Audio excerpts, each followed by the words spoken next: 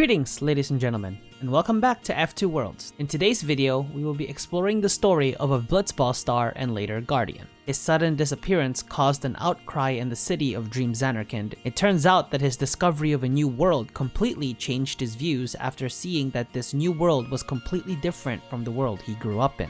And his journey would serve as the catalyst for his son's eventual discovery of this world and do what he failed to accomplish before his death. So in today's video, we will be taking a look at the story of Jecht. Jecht was a Blitzball player born in ZANARKAND between 30 and 40 years before the events of the game. Due to his arrogant and fame-loving personality, Blitzball was the perfect fit for him, as it was the main form of entertainment in ZANARKAND, similar to the rest of Spira. He likely joined the ZANARKAND Abes, the same team Tidus joined when he became a Blitzball player.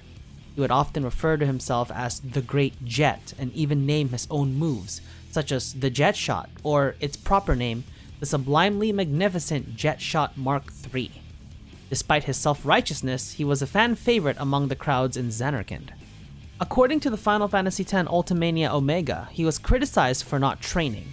However, he often trained out at sea to practice, but he likely concealed it to the public to maintain the appearance of being naturally talented in Blitzball.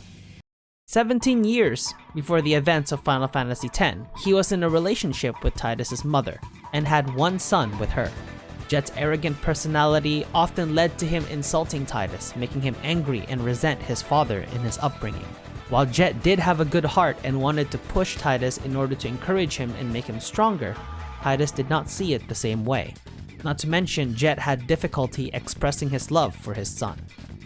Another flaw of Jecht's was his addiction to alcohol. One day, Jecht went out to sea to train, after rumors sparked that his alcoholism would lead to his retirement due to his waning Blitzball skills. He wanted to train once again in order to regain his former glory. Unfortunately, he touched on a great whale creature and was transported near the shores of Bevel. When he came to, he claimed that he hailed from the city of ZANARKAND, but the guard saw him as crazy and immediately arrested him, placing him in jail. Meanwhile, the sudden disappearance of Jecht was met with concern and outcry from the general population of ZANARKAND, and would start holding annual Blitzball tournaments to honor Jecht. Sometime later, he was approached by Braska and Auron, with the former asking him to join him in his pilgrimage as his guardian, and the latter objecting to the request. With Braska reasoning being that the irony of a summoner who married an Albed, a disgraced monk, and a drunk from ZANARKAND defeating Sin. Jecht, wanting to get out of his cell, agreed with Braska's request and joined in the pilgrimage. While Jecht and Auron initially did not get along, they grew closer as friends along with Braska. Throughout the journey, Jecht made recordings and stored them in spheres with hopes that he would take them home to ZANARKAND. In these spheres, we see fragments of their journey and some of the events that occurred, as well as confirmations of cutscenes that occurred during the story. For example, Auron once stated that Jecht suggesting fighting the Chocobo Eater because it was the right thing to do, which is seen in this sphere. Jecht admitting that he loves Tidus but could never express it, as well as his promise to stop drinking after costing Braska their travel money after striking down a shoe puff that he mistook for a fiend. If you haven't acquired these spheres during your playthroughs, then you've just been spoiled. When they reached the end of their journey, Jecht had come to terms with never being able to return to his ZANARKAND. He likely came to this realization after seeing the ZANARKAND ruins in Spira, so this led to him volunteering to become Braska's final Aeon, but not before making Auron promise to find his ZANARKAND and take Tidus to Spira to explore the world as he did and find a way to permanently defeat Sin, which Auron accepted. Jecht, as Braska's final Aeon, fought against Sin and defeated it, causing Yu Yevon to latch itself onto Jecht, becoming the core for the incarnation of Sin seen in the events of Final Fantasy X, consequently killing Braska in the process. Sometime after the emergence of Sin and the death of Auron, he rode Sin unharmed to ZANARKAND, with Jecht being able to find it because of Sin's knowledge of the location, and watched over Tidus for the next 10 years. Jecht returned to ZANARKAND 10 years later, attacking the city and transporting Tidus and Auron to Spira, where the events of Final Fantasy X would begin.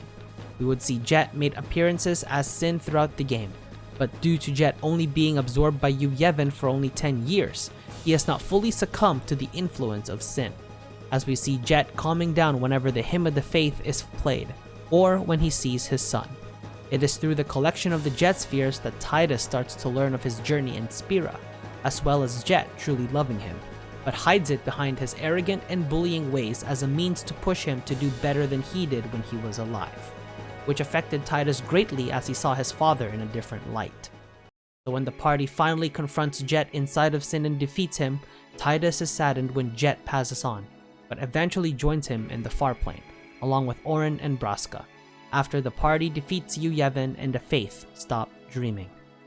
While Jecht plays a very small role in Final Fantasy X-2, he appears at the end of the game, where he encourages the Gullwings to fight Vegnagun and guide them along with Auron and Braska to its weaknesses, as well as to give Shuyin a good spanking due to him resembling Tidus. Jecht's story and role in the game play a big part in the development of Tidus as we see the views of his father from one of hatred to one of admiration and respect. His journey in Spira was an eye-opener for him as he sees that there is a world outside of his own home in ZANARKAND with very different views of life, and wished for his son to see the world as he did and achieve the one thing that he couldn't when he set out on his journey. What did you think? Did you like Jecht's inclusion and role as a character? What do you think of a world where Jecht may still be alive in the guide for the party instead of Auron? Perhaps that could be an idea for an alternative timeline video. Anyway, I hope you all enjoy the rest of your day or night, and that, as they say, is that.